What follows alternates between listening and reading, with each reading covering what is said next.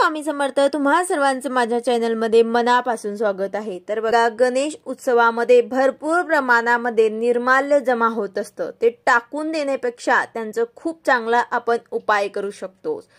तर बघा, कुणाकडे 1.5 दिवसाचा गणपती असतो, तर कुणाकडे 3 दिवसाचा, काही ठिकाणी 5 दिवसाचा, तर काही ठिकाणी अगदी 10 दिवस गणपती बाप्पा विराजमान झालेले असतात।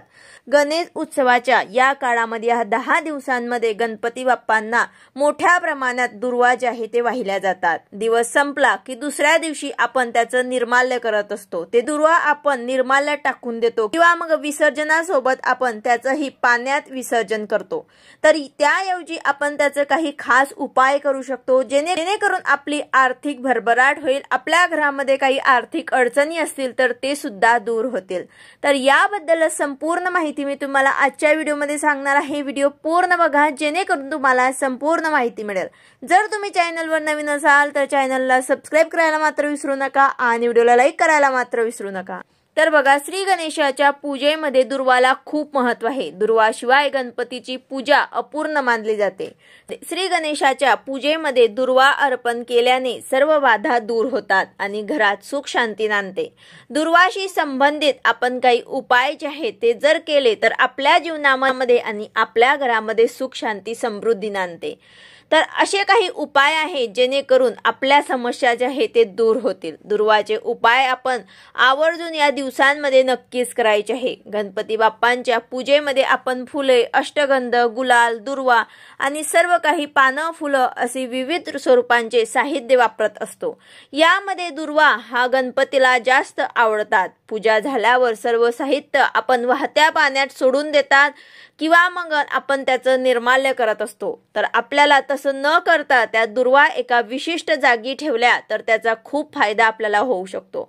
गणपतीला आपण ताज्या दुर्वा अर्पण करतो आणि कालच्या म्हणजे जुन्या शिळ्या झालेल्या दुर्वा वाहत्या पाण्यात सोडून देतो। मात्र असे न करता दुर्वा आपल्या घरातील महत्त्वाच्या ठिकाणी आपल्याला ठेवायचे आहे। जर आपण असं केलं तर आपल्या घरामध्ये सुख शांती समृद्धी नांदेल आणि आपल्या घरामध्ये आर्थिक जे आहे काही अडचणी असतील तर ते सुद्धा दूर होतील। गणपती बाप्पांचा आशीर्वाद आपल्याला समजून ते दुर्वा आपल्याला आपल्या घरातच ठेवायचे आहे। पूजा झाल्यानंतर थोडीशी दुर्वा आपल्याला आपल्या तिजोरीत, दुकानात आणि ऑफिसमध्ये आपल्याला ठेवायची असते। यामुळेच आपल्या आयुष्यात येणाऱ्या अडचणी सुद्धा कमी होतील, आर्थिक समस्यांचे निराकरण होईल, आपल्यावर येणारे संकट सुद्धा कमी होतील, विविध अडचणी जे आहे ते टळू लागतील, घरात आनंदी वातावरण राहील। अशा प्रकारे आपण जे काही दुर्वा गणपती बाप्पांना अर्पण करतो त्याचा आपल्याला हा छोटासा उपाय नक्कीच करायचा आहे। त्याचबरोबर आपल्याला या शुभ मुहूर्तावर ते म्हणजे या 10 दिवसांमध्ये गणपती बाप्पांच्या या 10 दिवसांमध्ये तुम्ही कुठल्याही दिवशी गणपती बाप्पांना 5 दुर्वामध्ये 11 गाठी घालून भगवान श्री गणेश आणि देवी लक्ष्मीला अर्पण करायचे आहे। असे मानले जाते की असे केल्याने पैशांसंबंधित सर्व समस्या ज्या आहेत ते लवकर दूर होतात।